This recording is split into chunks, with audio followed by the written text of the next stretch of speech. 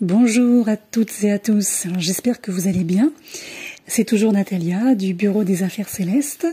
Je viens donc aujourd'hui vous proposer une deuxième partie, donc une suite et fin du podcast que j'ai intitulé Astrologue, métier de rêve ou philosophie populaire. Alors en premier lieu, je voulais déjà remercier les personnes parmi vous qui ont pris le temps d'écouter la demi-heure que j'ai postée, que j'ai proposée sur YouTube, avec les réactions que vous avez eues, les commentaires, les retours que vous avez pu me faire, qui étaient très intéressants, donc je vous en remercie.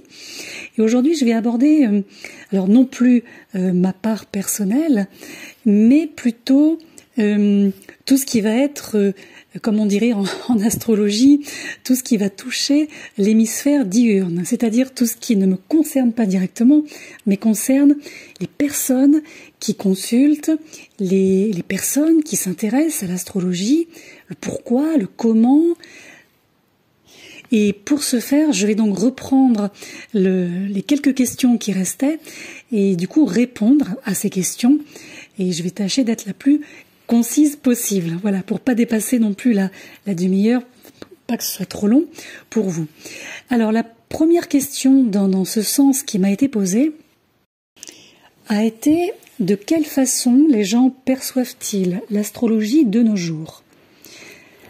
Alors j'ai beaucoup aimé cette question parce que dans cette question, ce que j'ai trouvé,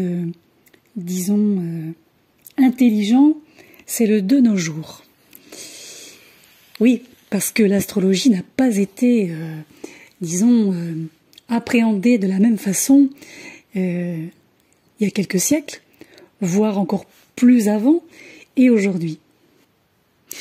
Pour celles et ceux qui s'intéressent à l'astro, il y a un ouvrage qui est très intéressant, ce que je considère un petit peu comme un ouvrage, fondateur, c'est le Tétrabiblos de Ptolémée. Alors Ptolémée, c'est 2e siècle, après Jésus-Christ. Ne cherchez pas dans les auteurs du XXe siècle. Il faut remonter un tout petit peu en arrière.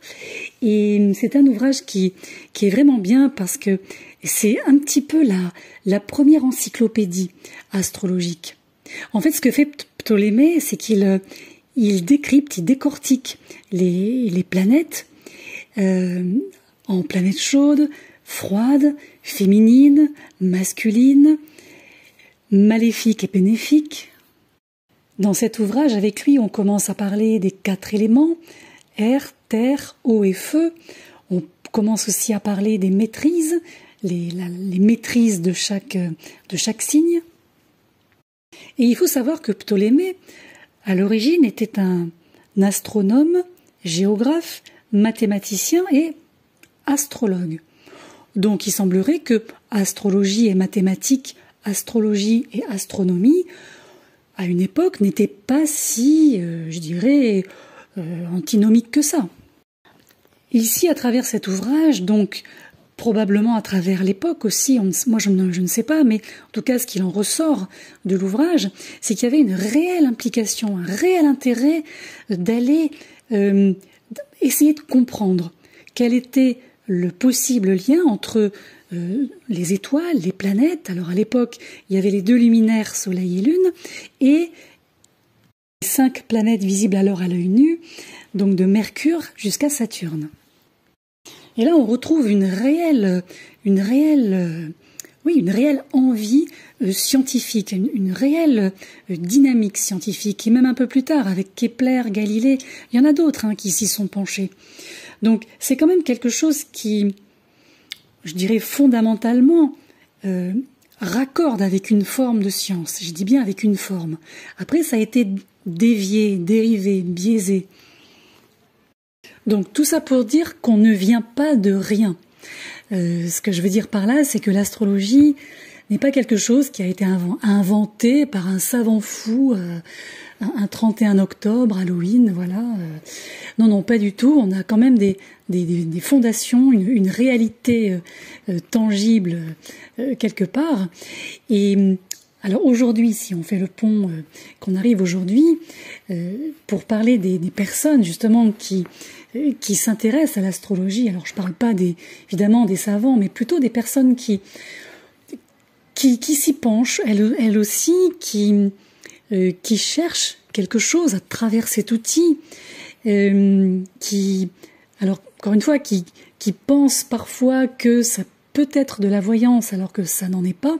Encore une fois, comme tout outil prédictif, hein, chacun a une dynamique bien particulière et une optique bien définie. Donc tout va dépendre aussi le type de personne qui va venir à nous astrologues, et donc ces personnes-là consultantes.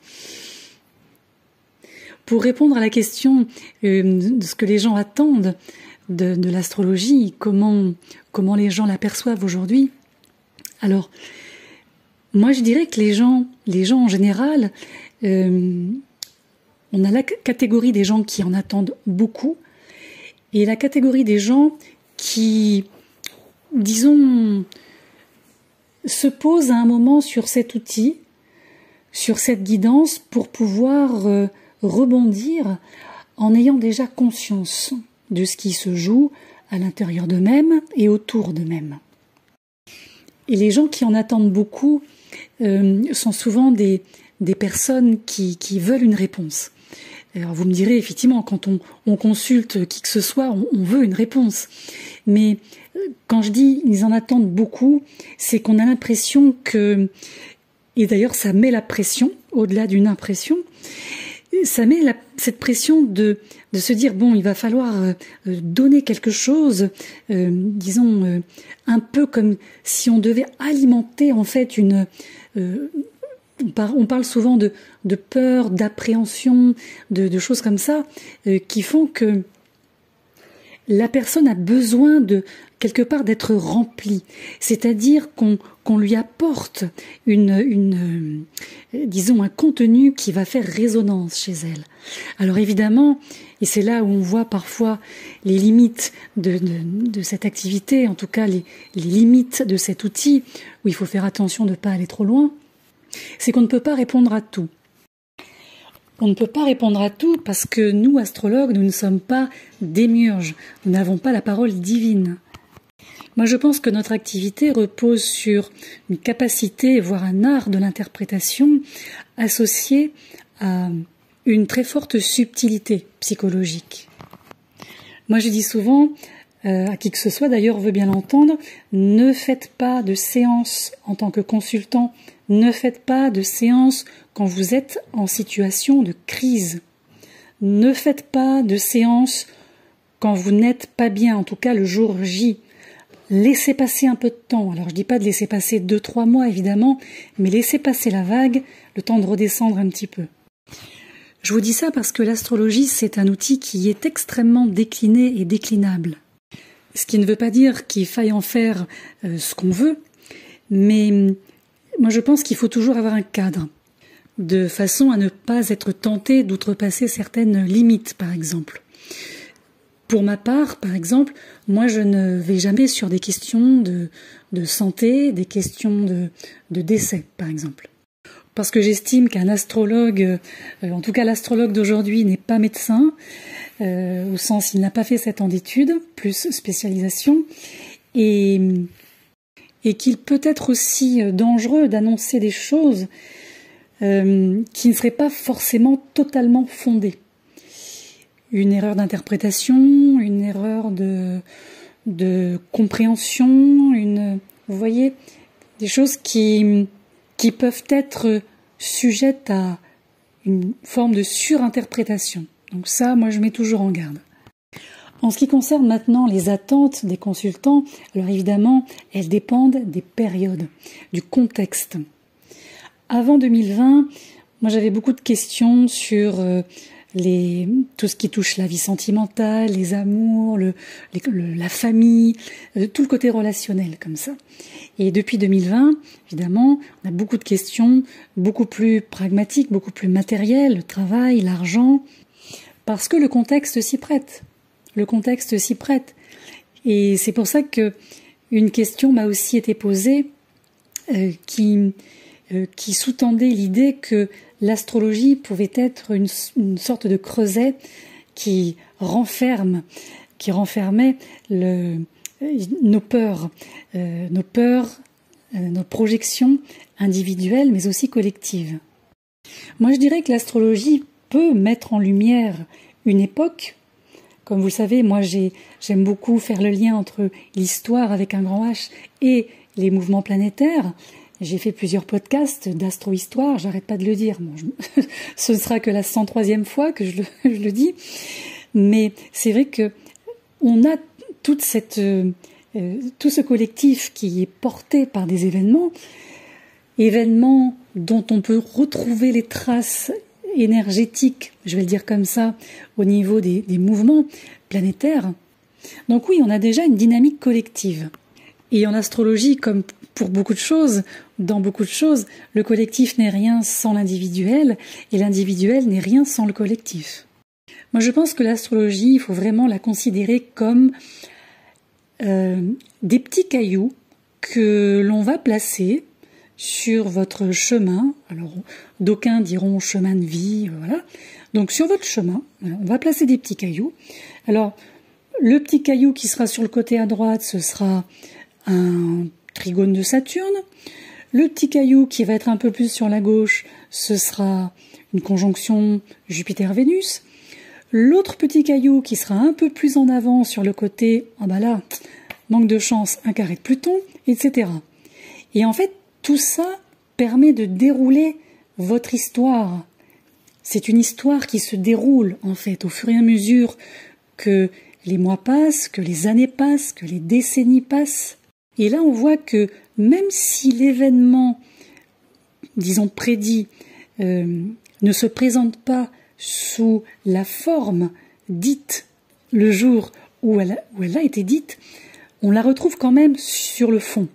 Et moi, c'est ça qui m'intéresse parce que ici, on voit vraiment qu'avec l'astrologie, on a ce champ des possibles, on a un panel extrêmement large de possibilités d'interpréter et qui nous permet aussi, même nous-mêmes, de notre côté, de nous perfectionner, d'affiner constamment et de ne pas calquer bêtement oh bah tiens, dans un livre, j'ai vu que Jupiter, carré Soleil, ça donnait ça, donc ça sera toujours ça. Alors, il y a une autre question qui m'a interpellée aussi, c'était à quoi est dû, selon vous, le succès de l'astrologie, toute époque confondue? D'une part, on a un peu ce côté astrologie, c'est le ciel, donc c'est des choses qu'on ne peut pas toucher, on n'a pas de contrôle dessus. Alors je dis on pour tout le monde, l'être humain, on peut rien faire, donc on a toujours ces croyances ancestrales qui sont, je dirais même séculaires plutôt, qui sont là depuis longtemps, qui sont ancrées en nous, quoi qu'on dise. Donc il y a ce petit côté un peu magique, un petit peu fascinant comme ça, un petit peu serait-ce un dieu qui me parle, serait-ce un défunt, serait-ce voilà, il y a toujours cette je dirais un peu ce mélange entre croyance, science, interprétation, etc. qui fait que c'est encore une fois un métier très maison 8. Et quand on parlait des métiers de l'ombre la dernière fois, c'est un peu ça. L'astrologue dans l'histoire, ça a toujours été l'éminence grise, même au pouvoir.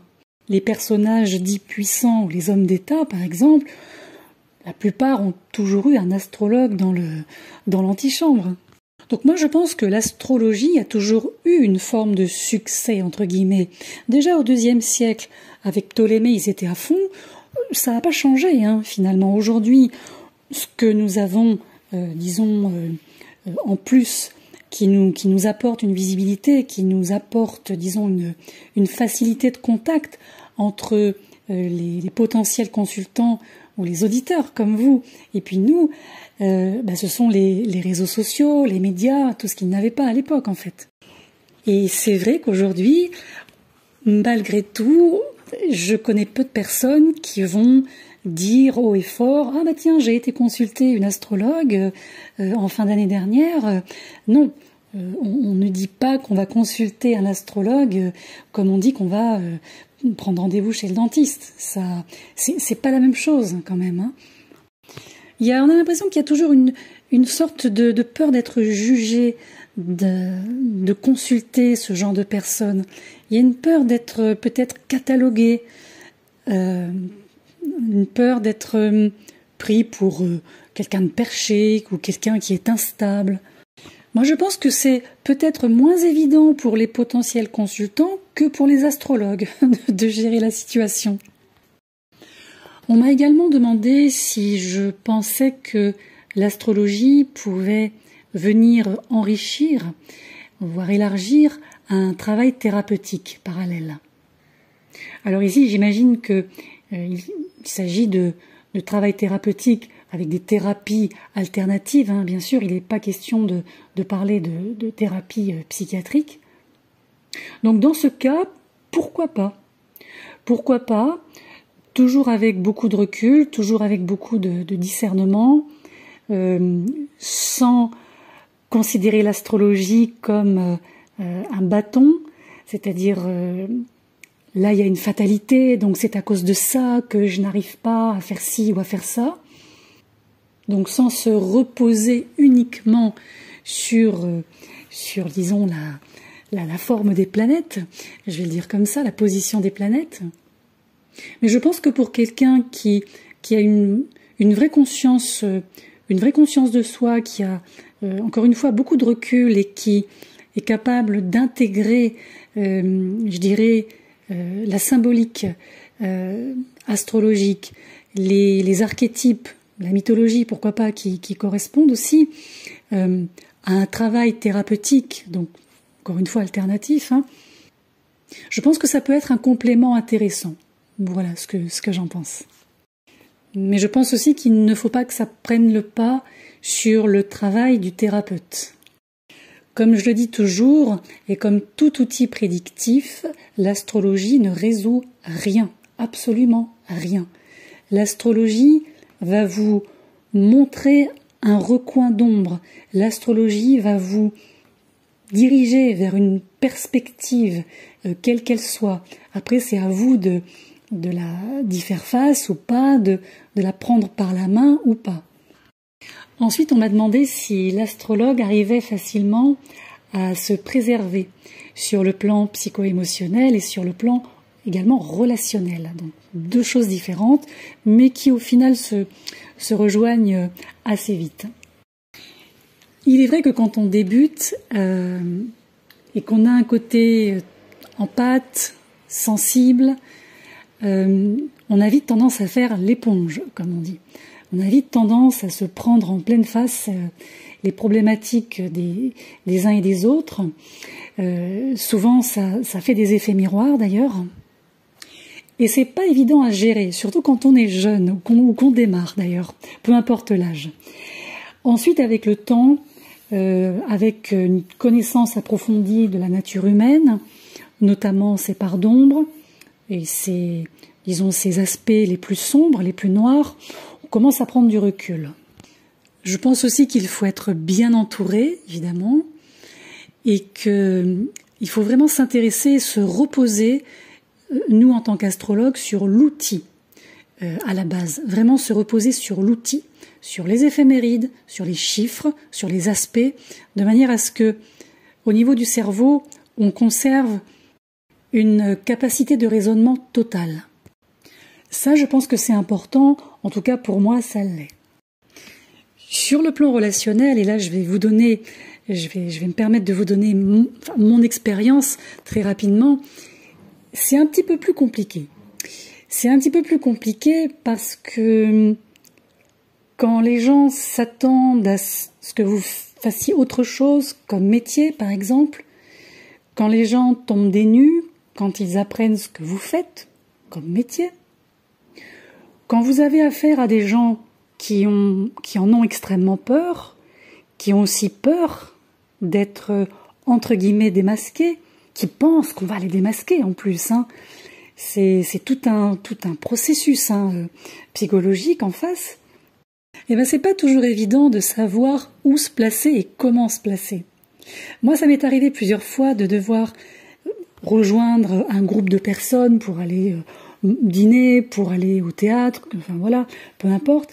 Et au sein de ce groupe, à part une ou deux personnes que je connaissais, les autres ne me connaissaient pas.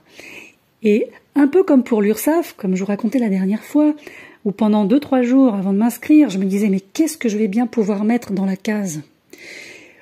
Qu'est-ce que je vais bien pouvoir mettre comme dénomination?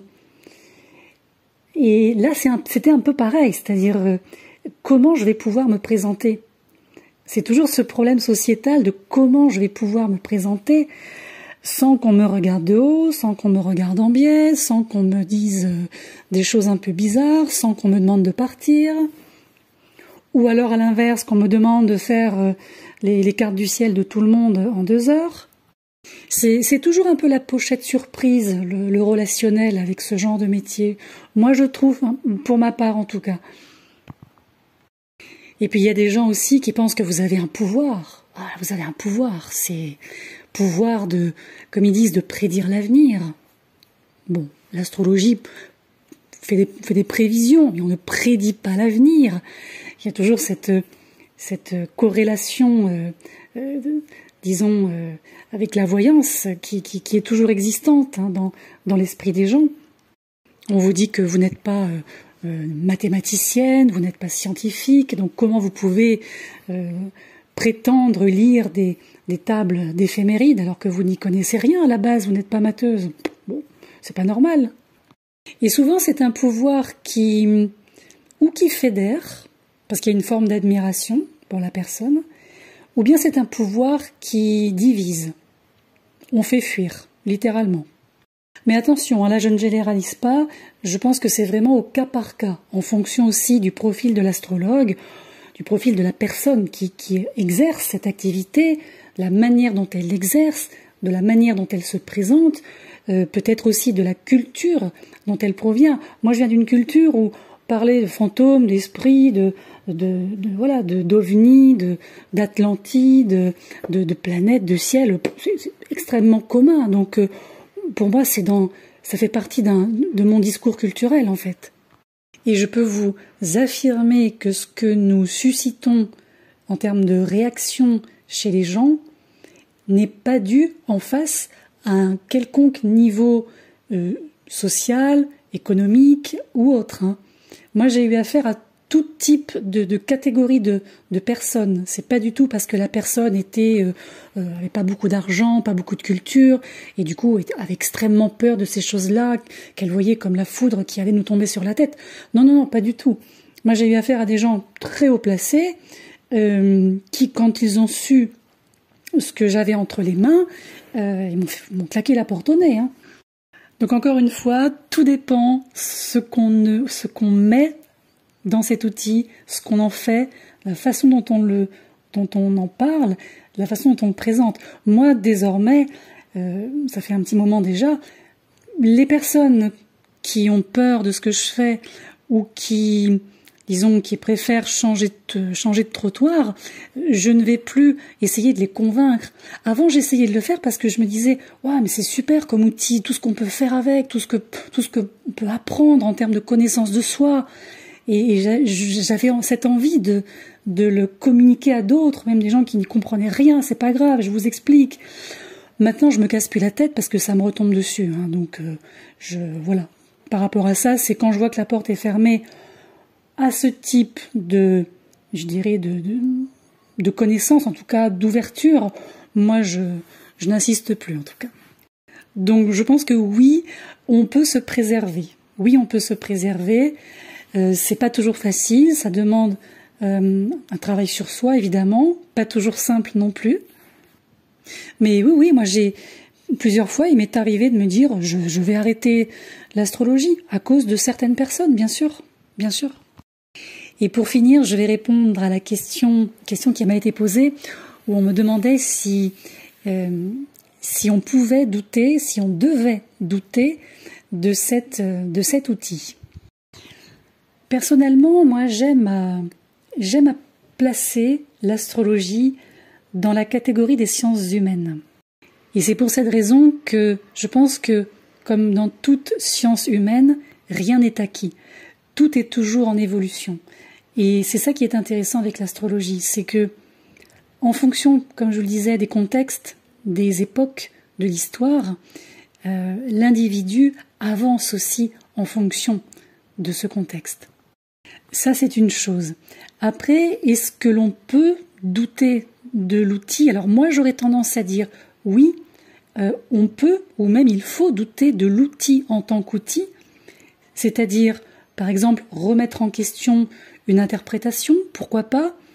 Par exemple, une personne qui va vivre tel transit d'Uranus d'une manière bien particulière et une autre personne qui va vivre exactement le même transit mais de manière un tout petit peu différente, ça c'est intéressant parce que ça permet encore une fois d'enrichir pour nous astrologues notre capacité d'interprétation et nos compétences en fait, et ça s'arrête jamais en réalité. Donc oui, on peut en douter, mais pour en faire quelque chose, peut-être pas de mieux, mais en tout cas quelque chose qui soit un peu comme quand on taille un diamant. Vous voyez l'image? C'est un petit peu ça. On part du brut et on va finir par polir le caillou pour qu'il devienne bijou, en réalité. Après, remettre en question ou en cause l'outil même, c'est-à-dire vraiment les placements planétaires, donc ce que nous retrouvons dans les fameuses éphémérides, non, puisque les sites historiques nous ont montré que en fonction de tel ou tel cycle, on retrouve plus ou moins les mêmes configurations. Et pour conclure, je dirais que, comme toute science dite humaine, il faut toujours rester souple, il faut toujours rester dans une forme de fluidité, il faut s'adapter constamment à la personne que l'on a en face et également à ce qu'on va lui dire. Moi, je vais vous prendre l'exemple de séances, par exemple, où en ayant préparé la dite séance quelques jours avant, je me rends compte que on va faire une séance avec des transits fermés. Alors, ce que j'appelle les transits fermés, c'est en fait disons une liste de transits pas très positifs. Voilà. Donc ici, l'intérêt pour l'un comme pour l'autre, ça va être de conduire cette séance non pas en annonçant des catastrophes en veux-tu en voilà, bien sûr que non, c'est pas notre métier non plus, et au contraire d'avoir la personne en face. Alors moi c'est pour ça que quand je fais du prévisionnel, je demande toujours à avoir la personne au téléphone ou en visio, peu importe, pour que la séance soit interactive. Parce que même avec des transits difficiles, il est toujours possible d'en faire quelque chose. Alors je dis pas de transformer du négatif en positif, hein, c'est pas non plus, voilà.